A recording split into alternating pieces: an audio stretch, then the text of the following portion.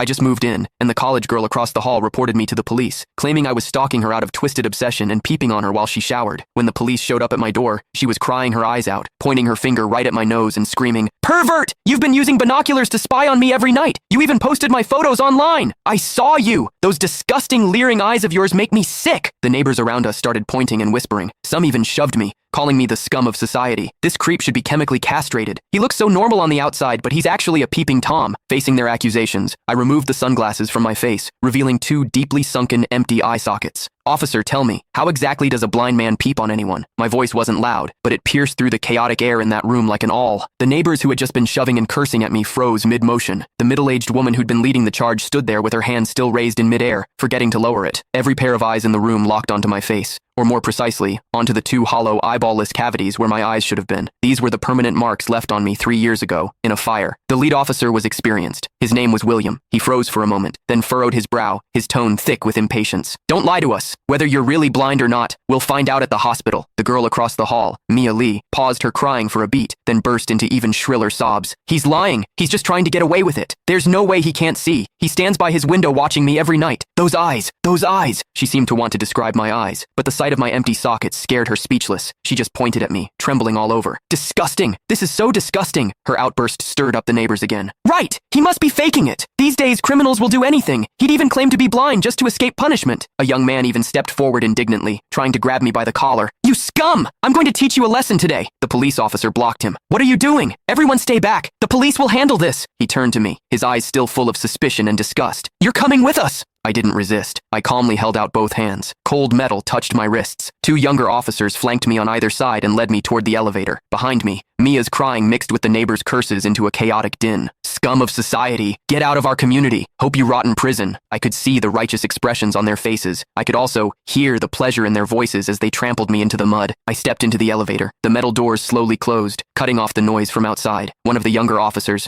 probably new to the job, couldn't help but ask me quietly, Are you really blind?" I tugged at the corner of my mouth but didn't answer. The other officer patted his shoulder, signaling him to keep quiet. But I knew that in their minds, the scales had already tipped completely in favor of that tearful young girl. After all, it was a young, pretty, pitiful college student on one side, and on the other, a suspicious man living alone, wearing sunglasses. In their eyes, it was crystal clear who was the victim and who was the perpetrator. What they didn't know was this. Sometimes, what the eyes see is the biggest lie of all. And I, a blind man, had seen something that none of them had. For instance, when Mia accused me, her heartbeat was steady, without a single ripple of genuine emotion. The interrogation room at the police station was harshly lit by fluorescent lights, and the air smelled faintly of mildew. I sat